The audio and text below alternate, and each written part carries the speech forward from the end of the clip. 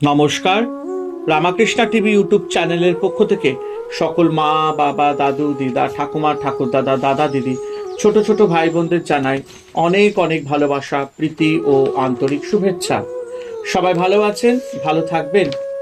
আমি আবারও চলে এসেছি শ্রী শ্রী রামকৃষ্ণ মিশনের স্বামী জ্যোতিষানন্দ মহারাজজির লেখায় ধ্যান ও আধ্যাত্মিক জীবন সম্পর্কে আলোচনা করতে। এবং আমরা আজকে আলোচনা করব মনের পবিত্রতা আধ্যাত্মিক জীবনের মৌলিক প্রয়োজন অধ্যায় থেকে প্রলোভন এড়িয়ে চলো। এবং একটি কথা বলবো, রামাকৃষ্ণ টিভি ইউটিউব চ্যানেলকে সাবস্ক্রাইব করবেন, শেয়ার করবেন এবং অবশ্যই বেল আইকনটি প্রেস করে দেবেন যাতে আমার সুন্দর সুন্দর পজিটিভ ভিডিও নোটিফিকেশন আপনাদের কাছে পৌঁছে যায়। তো চলুন আজকের আলোচনা শুরু করা যাক। প্রলোভন এড়িয়ে চলো। এই বিষয়ে মহারাজজি সুন্দরভাবে আমাদের কাছে বিশ্লেষণ করেছেন এবং তিনি বলছেন, আমাদের অধ্যাত্ম শিক্ষার সময় যথাসম্ভব স্থূল বা সূক্ষ্ম সব রকম প্রলোভন এড়িয়ে চলার চেষ্টা অবশ্য কর্তব্য। কোনো জিনিস থেকে প্রলোভিত হওয়ার সম্ভাবনা থাকলে তাকে নিরাপদ দূরত্ব থেকে নমস্কার করাই আমাদের উচিত। তার কাছে আমাদের যাওয়া উচিত নয়। দীর্ঘ সময়ব্যাপী আমরা নিজ সামর্থ্যের উপর খুব বেশি নির্ভর যেন অবশ্যই না করি। নোংরা স্মৃতিতে ভরা আমাদের মন এমনই মলিন যে যদি সত্যই সে একবার নাড়া খায় তবে তা অনন্ত অনর্থের সৃষ্টি করতে পারে।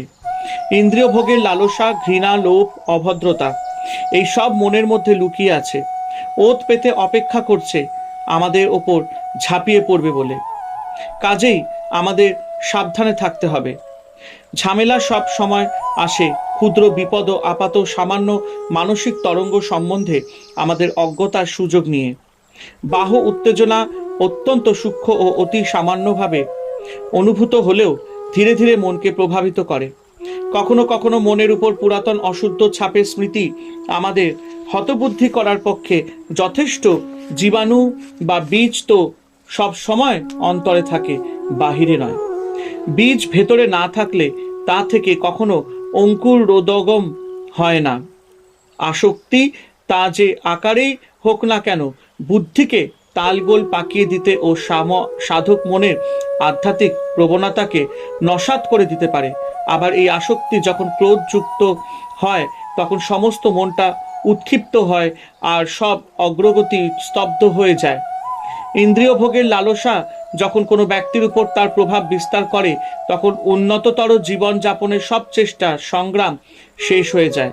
সেই জন্য কোনো রকম ক্ষতিকর উত্তেজনা বা তা খুব সূক্ষ্ম হলেও সাবধানে বর্জন করা উচিত এবং আমাদের মনকে উচ্চ চিন্তায় ধরে রাখা উচিত। নিম্নতর কোনো প্রবণতা বা উত্তেজনাকে ওঠবার কোনো সুযোগ দেওয়া উচিত নয়।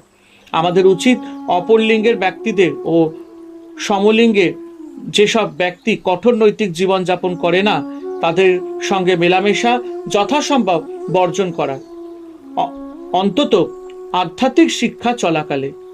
ভোগ আকাঙ্ক্ষাকে কখনোই প্রশ্রয় দেওয়া উচিত নয়। মনের স্বভাবই হলো চিন্তা করা, আর আমরা যদি সমস্ত পুরাতন মন্দ সংসর্গ বর্জন করে মনকে ভালো পবিত্র চিন্তার খোরাক দিতে না পারি তবে তা মন্দ অপবিত্র চিন্তা নিয়েই থাকবেই। তাই উঠে পড়ে লাগো, সর্বদা সতর্ক থাকো, বুদ্ধিমানের মতো পথ চলো, সৎ পথে থাকার জন্য অক্লান্ত পরিশ্রম করো, যতক্ষণ না ঘুমিয়ে পড়ো, যতক্ষণ না শরীরের পতন হয়, বৈদান্তিক চিন্তায় মনকে ভরিয়ে রাখো। হরে কৃষ্ণ কৃষ্ণ কৃষ্ণ হরে হরে, হরে রাম রাম রাম হরে হরে। জয় শিব শম্ভু, জয় দেবী দুর্গা দুর্গতি নাশিনী, জয় মা কালী। ওং নমো ভগবতে বাসুদেবায় নমঃ।